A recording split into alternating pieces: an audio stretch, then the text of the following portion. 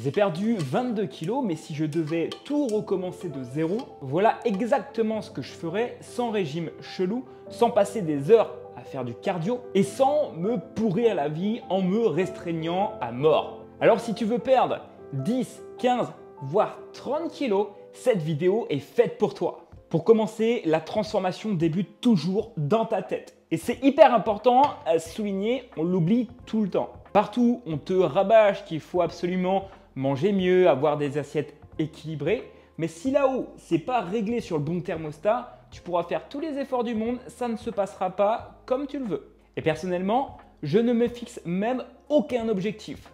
Pourquoi?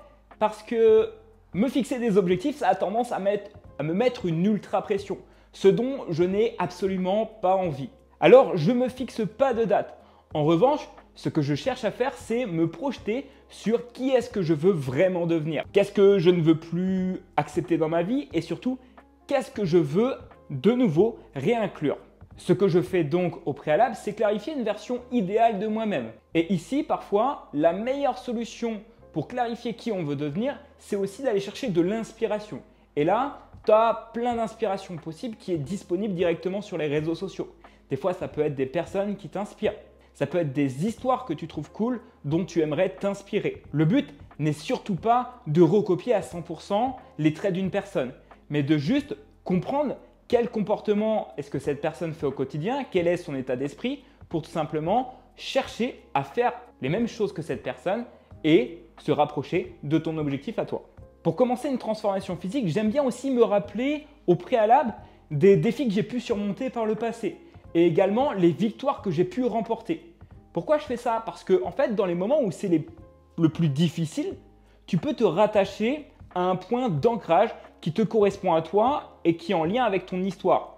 Parce que dans tous les cas, ta perte de poids ne sera pas facile. Et ça, il faut vraiment le souligner. Il y a trop de personnes aujourd'hui qui estiment que ça va être simple. Des fois, on te vend ça. Mais les vraies personnes qui ont déjà perdu du poids, et en l'occurrence, j'ai déjà perdu 22 kilos, ils le savent que c'est de loin une partie de plaisir, tout le temps. En revanche, il y a bien des moments où ça se passera relativement bien. Mais vu que l'objectif au début, c'est de sortir de ta zone de confort, c'est juste normal que ça ne soit pas confortable. Alors, je t'invite à réfléchir dès maintenant aux choses pour lesquelles tu as rencontré des défis dans ton quotidien par le passé. Ça a pu être les moments les plus sombres, par exemple, de ta vie, où tu te sentais relativement seul, où tu ne savais pas s'il y avait d'issue possible. Et en sens inverse, réfléchis aussi à ces moments où tu as été en victoire, tu as été fier de toi, où tu t'es senti ultra confiant. Parce que ces deux parties de toi-même, elles sont indispensables pour bâtir et créer la vie que tu veux vraiment. Et également, je cherche à réorganiser toute ma vie pour faire en sorte que mon objectif de perte de poids et de transformation devienne ma priorité numéro 1. Je parle bien de ta priorité absolue à partir de maintenant dans ton quotidien. Surtout si tu souhaites réussir à long terme. Parce que tu n'obtiendras jamais et aucun résultat si tu te donnes seulement à 50, 60 ou même 80%. Si tu n'es pas prêt à fournir 100% des efforts en lien avec ton objectif, tu ne pourras jamais être 100% satisfait de ce que tu vas obtenir. Ça ne veut pas dire, attention, que tu dois être à 100% dès le début. Tu dois commencer par la première étape. Bon, tu vas me permettre, je vais me faire un café. D'ailleurs, dis-moi dans les commentaires, t'es plus team café ou thé de ton côté? Parce que pour le coup, moi, je suis quelqu'un qui adore le café. Bien que des fois, j'aimerais pouvoir apprendre à m'en passer, c'est pas encore tout à fait le cas. Un petit peu comme un alcoolique qui aurait besoin de sa dose. Quand tu crois en ce que tu peux devenir, tu fais tout ce qu'il faut pour l'incarner. Ensuite, je nettoie mon environnement. Je vais chercher à vider mes placards parce que c'est vrai que dans tes placards, il y a sûrement des choses qui peuvent te contribuer à être plus souvent en échec qu'en format réussi. Alors, prends le temps, vide tout, mets-toi à jour. L'objectif, c'est de pas forcément tout supprimer tes plaisirs, mais de comprendre que tout ce qui peut être à ta portée de main peut en fait te nuire. Et si tu travailles sur améliorer ton environnement, ça va relativement t'aider. Ensuite, niveau alimentation, je vais chercher non pas à faire des choses ultra compliquées, mais surtout à préparer des repas relativement simples. Je vais également dans mon environnement faire en sorte d'afficher en grand format des rappels pour mon objectif ou même des phrases qui me font penser aux efforts que je dois fournir dans mon quotidien. Et j'évite également les gens ou les situations qui peuvent me confronter indirectement à un échec dans mon objectif. Parce qu'il est certainement vrai que dans ton entourage, il y a des personnes qui, de 1, vont t'encourager, mais ça, crois-moi, il n'y en aura que très peu, sauf s'ils sont dans une dynamique de croissance comme la tienne. Et il y aura bien évidemment beaucoup plus de personnes qui te souhaiteront malheureusement ton échec. Parce que quand tu ne crois pas en toi, tu ne peux pas croire en les autres. Souviens-toi que tu ne peux pas changer si tu restes dans un environnement qui t'a rendu mal. Après ça, je cherche à simplifier ma nutrition à fond. Je chercherai à manger 3 à 4 repas simples que je maîtrise pleinement. Et je ferai surtout en sorte de consommer ces repas le plus souvent possible. Parce que l'idée de complexifier et d'aller chercher un tas de recettes inutiles dans ton quotidien va juste apporter encore plus d'informations dont tu n'as strictement pas besoin au départ. Ton seul but au début, c'est de rester simple pour aller droit au but. Et crois-moi que même en mangeant simple, tu vas avoir des assiettes bien garnies qui vont t'apporter une sacrée satiété. Pour perdre 10 kg et plus, je chercherai également à compter mes calories depuis une application qui resterait simple. Parce qu'il n'y a que ce sur quoi tu peux avoir de la data que tu peux t'améliorer. Et je sais que vous êtes beaucoup à vous dire « Non, mais moi, je mange équilibré. » Mais manger équilibré, ce n'est pas ce qui donne des résultats. Je peux manger tous les jours équilibré et dans 2 mois, avoir 10 kg de gras en plus. Parce que ton but, c'est surtout d'être en déficit calorique. Et ajouter 10 grammes d'huile d'olive en plus dans une poêle, c'est très simple. Et ça aussi des calories. Et si tu ne les comptes pas, malheureusement, c'est peut-être là où se cache ton incapacité à perdre du poids. Je choisirai également des aliments bruts. Pourquoi? Parce que les aliments bruts ne sont pas ou peu transformés. Et c'est ça qui est efficace. En plus de faire des économies, tu vas mieux alimenter ton corps. Donc, des protéines, des glucides, des lipides. Et bien évidemment, des vitamines et des minéraux avec des fruits et des légumes. Alors réfléchis à ça la prochaine fois que tu fais les courses. Regarde derrière la boîte en question. Combien d'ingrédients est-ce que tu vois décrits? Oh là, il y en a un petit peu trop dans ces cachets-là. Eh bien, c'est exactement ça que tu dois te poser comme question. S'il y a écrit plus de 3 à 4 ingrédients, c'est que c'est mauvais signe. Attention, tu peux quand même en avoir dans tes placards. Mais ça doit faire partie de 20% du reste de ton alimentation.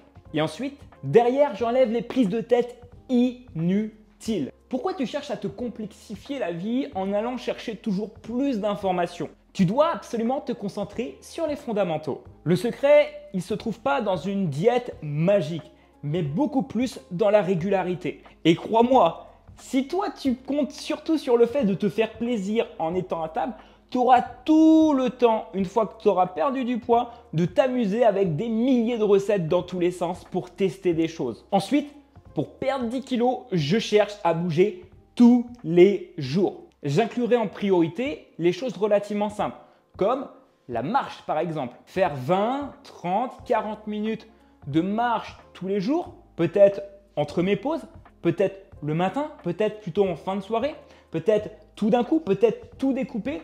Il n'y a pas de vérité absolue à ce sujet-là parce que tout dépend de ton mode de vie actuel. Je ferai également 2 à 3 séances de musculation par semaine. Pourquoi? Parce que la musculation a cette chose que les autres sports n'ont pas, c'est que ça te permet de te bâtir un physique dans lequel tu vas te sentir bien. Et plus tu vas prendre de muscles, plus tu vas permettre à ton corps d'augmenter son métabolisme. Parce que oui, le muscle consomme de l'énergie. Et donc dans le futur, quand tu as gagné un petit peu en force, en muscle, ça te permet de brûler beaucoup plus de calories en étant même au repos dans ton canapé. Et attention, le but n'est pas de devenir bodybuilder.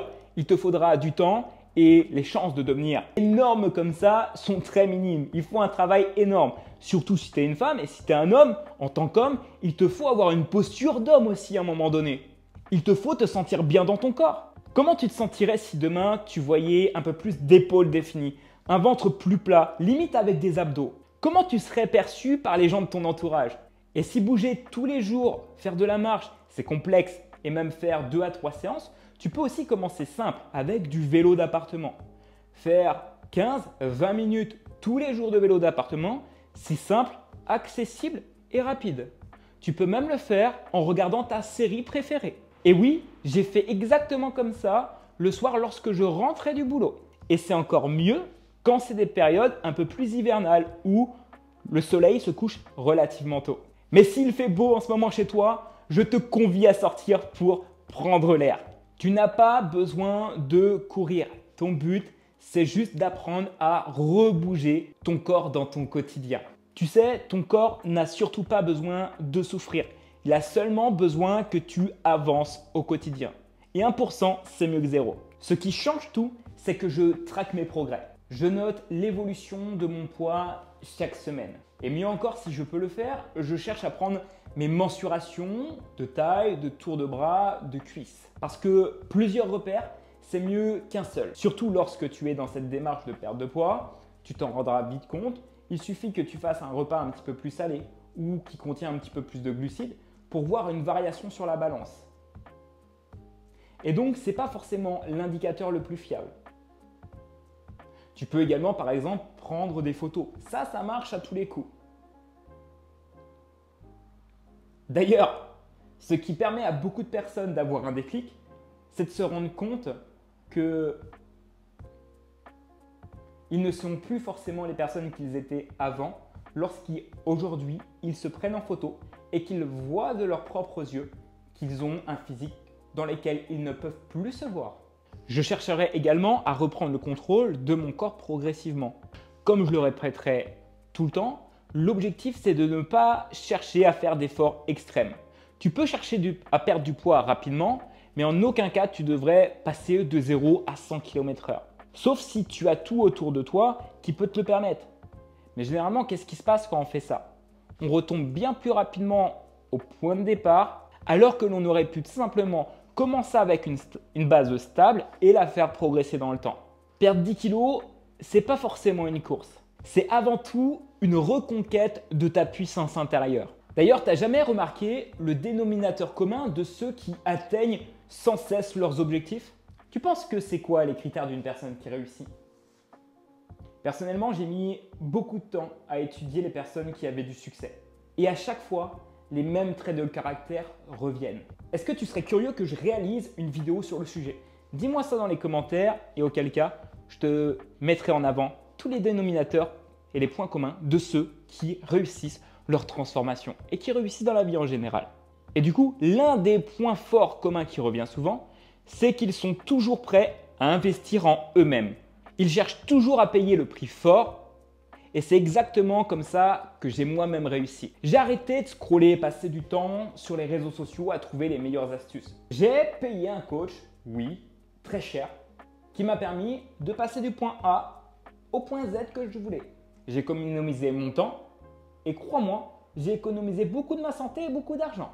Sans parler de la formation pour devenir coach qui m'a coûté un bras. 10 000 €, c'est pas grand-chose.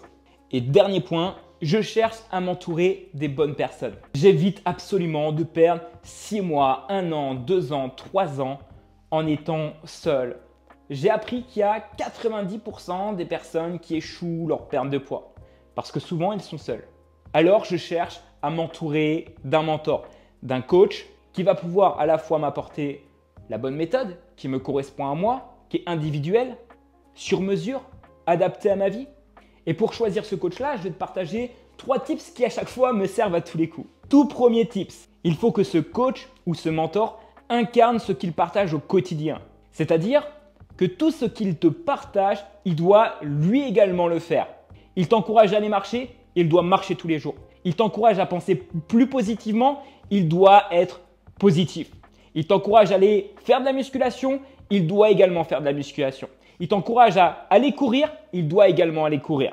Il t'encourage à investir sur toi, il doit investir sur lui. Tips numéro 2, il a déjà obtenu ce que toi tu veux aussi. En gros, si ton objectif c'est de perdre 10 kg, il doit avoir déjà perdu au moins 10 kg. Si c'est plus, c'est encore mieux. Tips numéro 3, c'est qu'il a la capacité de répliquer ses propres résultats sur d'autres personnes. En gros, moi j'ai perdu 22 kg. Aujourd'hui, ce que j'enseigne aux personnes, c'est de perdre 10, 15, 20, 30, 40, voire 50 kg. Pourquoi je me permets d'aller jusqu'à 50 alors que je n'ai jamais perdu moi-même 50 kg? La première fois, j'ai perdu 30 kg. Puis, j'ai repris le poids parce que j'avais fait plein d'erreurs. La deuxième fois, j'ai perdu 22 kg.